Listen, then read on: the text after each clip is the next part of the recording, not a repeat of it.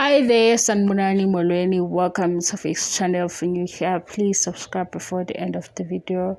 If returning, thank you for love and support. I appreciate you. Izingane zesithembu siyaxoxa. Hayi siyaxoxa kule video. Futhi asixabani. Ningenze ngomoya wenu wokuxabana la ngoba hayi. Asixabani. Nakho kuyavela ke indaba ngobhuti ubhuti ngobulobolile ngithi ubhuti ngoba yena inkomo seyiphumile egameni lakhe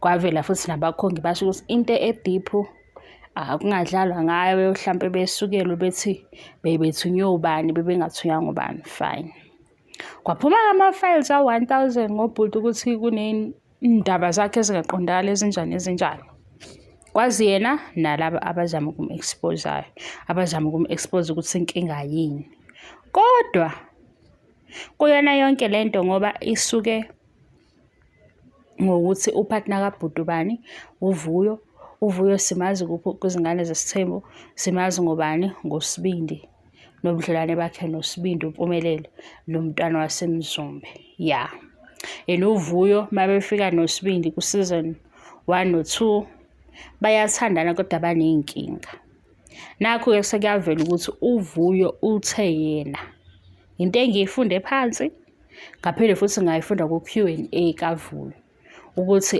angeke ubuke umuntu omthandayo enze izinto ezirongi umshayele ihlombe kodwa ube uthi uyamthanda ongcono umyeke yabo.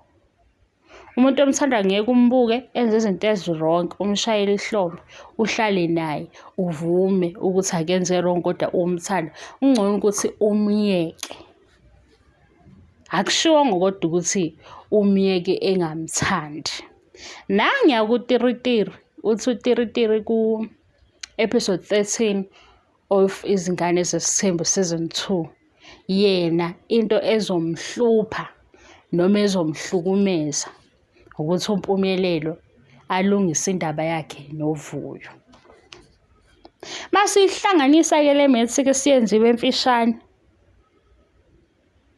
into engaba inkinga ukuthi lo mfana ashintshe indlela zakhe avela lahle isithembu yabo mangavela ethi nje forget indaba yesithembu ashintshe indlela zakhe hayi ke abanalutho aba-exposile uzoba nenkinga. Angilwi mina guys ngibala imaths ngibala amagama akhulunyiwe ukuthi lona ngoba ephithizela kanje mayengavele nje avele ekhetha uSimakade ashintshe phansi uSimakade wasezulwini ashintshe phansi ashiye phansi nje lemfisho ayenzayo aqonde ayinakekele abe right kwaSithembu athi akasifuni yangena ke ingozi ileyo-ke ingozi yangempela laba bakhipha ama-files a-1000 asazi noma yiqiniso noma awona yiqiniso ngoba ngikufunde kabili ukuthi awumshiyi umuntu ngoba ungasamfuni izenzo zakhe ezimbi ezikwenza ukuthi awuhlehle kuyena izenzo zakhe ezenza ukuthi ugcine ubone ukuthi ngeke uyiphile le mpilo futhi anginankinga nalokhu abakubeka inkinga yindlela yakhe. Niyakhumbula we guys nilwa nake nalwa before ngiyazi ukuthi le mpisi ike yalwa before kosaziwayo labo saziwayo abaphezulu yalwa impi aphuma ama-side kwaze kwajoyinwa ukuthi-ke mina ngisekhempeni kabani kwaze kwaba ama-t-shirt ayethuka omunye yabo sekukhethiwe la ku-social media sekudivayidekile ukuthi ukwiside laba nganginayo noma umngane waye-obsessed ngaleyo mpi yena-ke waye kwiside elingapha la kuney'ngane khona hhayi kwathiwa vele uwuqueen wase-South Africa kuphela angeke aze abe uqueen kwenye indawo ngisho ngazibizwa ngoqueen uwuqueen ongathishu indaba yaqala ubani nangiya ngeke ngiliphathe-ke igama lakhe sengifuna ukukhombisa-ke le nto ukuthi kwenzakalani ngomuntu onolwazi ukuthi mina uma ngisenda i-SMS ngiyazi ukuthi ngizoyisenda kanjani mangithi ku-WhatsApp ngiyazi ukuthi ngizokhuluma kanjani. Ababuyanga, sababona sebendawonye. Asimemezwe guys ngoba siyahleba ningayithathi kabi. Ababuyanga. Kwasala manje impi leyadi khona badideka bonke kade bari ukuthi sesomsupporta ngoba phela vele bananengane futhi-ke vele ku-right ukuthi belungise simbone seyihlukene kakhulu kodwa impi enje yake abakhona. Kwathi laba babezana-ke abazane before thina, before social media, before siba nolwazi lokuthi bayazana, baphinde baxoxa. Baxabana bona, kwahlukana kwathiwa nje uQueen ongathishu, indaba yakhe asingeni. Abanye bathi kodwa-ke thina-ke uQueen akenzanga lutho, sithanda isayidi lakhe. Namanje isekhona leyo mpi kodwa ayisajulile. Angese ngesikhathi sekuvela ukuthi uhamba noQueen, bagxisha-ke ngapha babelwa ngapha bathuka kwaze kwathiwa abanye sebelwela ukuthi bona bawo-baby mama bashiyiwe. Kanti ubhuti uyawazi amagama akawasebenzisa ngapha emsebenzini. Wawasebenzisa amagama guys. Sababona naba yasebendawonye kuyoperforma naye ingane ikhona sekuwumndeni. Abantu abangahlukananga bethukana, abahlukaniswe yizenzo bona zokuthi wena wenzi kahle, nomunye wathi hayi kusho ngizolungisa izenzo zami.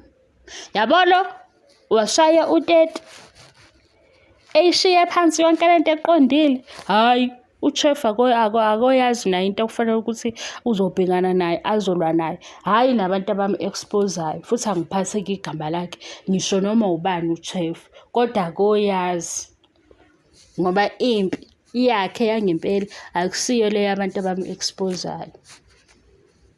Iqiniso yena azolenza, elenze wahlala eqinisweni. Lele labanye ababanga naye into abangakwazi ukuyilungisa kodwa le yakhe yokuhlala eqinisweni nokwenza iqiniso idinga yena ngoba omunye usangabuya second half. Ukubona mase kubonakalile ukuthi igame le engathi kumele ukuthi kube nomfutho omkhulu ukuze siwin, usangabuya kanjalo. Abuye ngamandla amakhulu. Abuye ngazo zonke lezi zinto okuthiwa akanazo akazenzi, avele azenze adablish. Siyothini we guys? Abuye enze njalo. Futhi kosala sigaxele. Ngoba ngempela abantu abaxabane bekade bebukana eduze, kufanele ubalalele ubuye uhlehle kodwa ubuye uthi ngithini, uba supporteke kodwa. Ngoba ingozi yakhe akusibo laba bami-exposayo. Ingozi yakhe yiyo le ngozi. Ngoba cha ngangibalalele kusizini wami. Kusizini wami ngaze ngathi mina yibo abamdlisanga kodwa. Abamdlisanga. Nangu kokhalayo. Ukhalela ukuthi mabebuyelana. Yini indaba yena kube sekhanda lakho ukuthi mabebuyelana ubona ayo ngiyaxawa mina ukuthi manje mayethe ukhululekile ngesithemba sinankinga engakhalela ukuthi bazobuyelana ade efice bevele bekhona. Ubona ukuthi usangasala yedwa. Wamuzwa futhi nomngane wathi usangasala ngaphandle. Mhlawumbe isekhalela nalokho ukuthi mhlawumbe bayamhleba engayazi into abamhleba bayisho ngoba la ngesethi phela into ezongiphatha kabuhlungu neyokwenza ukuthi sihlukane ukuthi mabebuyelana. Yabo lokho kwamanje okunomsindo njani. Hayi mina ngijabula ngibuye ngiphume kulo msindo ngithi hey cha ingozi ingaba khona. Umuntu osebuya kwi-second half esebuye ephethe onke amathuluzi. Sisale-ke sikhamisile singasazi ukuthi sithini. Nalapho futhi sikufanele sibasupport njengoba namanje sibasupport. Inkinga-ke indlela mhlawumbe okhulumeka ngayo ku-social media mase-ke kuyaxatshana. Hayi ngoba kuyaxatshana ku-social media khona nje nokunye okungihlekisayo kuphathelene nakho lokhu ukuxabana. Kodwa nje ingozi yabo lama-files lawo ukuthi yizimpi enjani. Hhayi guys, abantu abandawonye bayalazi iqiniso lempilo abayiphilayo. Ingozi kungaba yilo maye vele decide ukuthi ngiyabuya second half, futhi mangibuya ngibuya ngi-ready. Hhayi-ke mina angazi ukuthi siyothini, kodwa ngakubona laphaya kusigubhu usivule, qala waphakathi, mamela akudlalele u-DJ. Hawu, sasala lana sididekile labadebela ukuthi-ke sisithini manje, kanti usetheni, ubuye wathini kuye, ubhuti utheni? Bathi abanye phela ku-right bazokhulisa umndeni ndawonye.